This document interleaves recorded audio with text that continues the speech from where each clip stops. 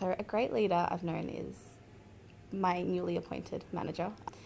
I think one of his best traits is that he knows how to be social with us, which I think is quite key, because if it's all professional and the only real connection you have with your manager is your workflow or what's going on, you don't tend to build a very good relationship. Whereas if you have a connection on a more social level outside of work, I find you get a much better bond, and you don't hold as much, I don't want to say resentment, but sometimes, it can damage the relationship if, it's all too business. I think professionals can cope with change by keeping themselves knowledgeable. I think that's the key. Attending events such as this, where you're, being able to get out and hear what other people are talking about, but just keeping yourself knowledgeable by reading updates.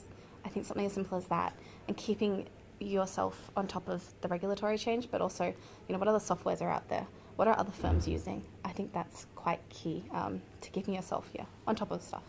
Professionals can cope with change by keeping themselves knowledgeable. I think coming to events such as this, as the Women in Tax events, they are key at sharing knowledge and giving you thoughts that maybe you hadn't considered before. So things like that, as well as just normal tax updates, keeping on top of the regulatory changes that happen week to week, by also figuring out what other softwares firms are using that you might not know about. Because if you have a client come up to you that is using something that you've never heard of, that can sometimes be a bit of a sticky situation when you don't know what's going on and you've got to keep yourself up to date very quickly. The advice I would give myself would be to not stress. I know when I first started, I wanted to be perfect and know everything. And when you first start, it's just not achievable. You're learning from the base up. You're learning all of the skills that you would never have heard of before. So I think definitely not stress, relax a little bit more and have a bit more fun, I guess. I think education has been really important. I've been very lucky to have done part of the CTA course. So by doing that, I've definitely been able to build on my tax knowledge, because I might have known things on a somewhat practical level, but by doing courses like that, I'm able to really help my technical skills, which are going to benefit me definitely in the long run. So I think education is definitely important.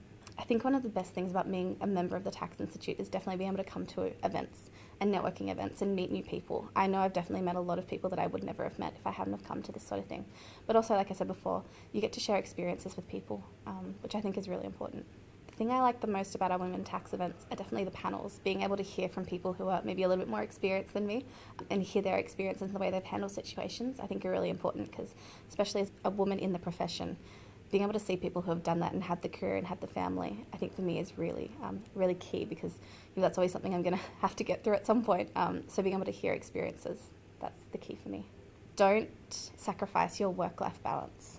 Still have a social life, because I think that's the hard thing sometimes, is people wrap themselves up in one or the other or both, and they don't have time for family or friends or relationships. So I think definitely keep your work-life balance so you don't go crazy. The future in tax, I think that looks like, similar to what it is now, but definitely a more client-focused relationship. Automation is happening left, right, and centre, with tax returns being automated and other things being automated. So being able to actually have that client relationship, nothing's ever going to replace that.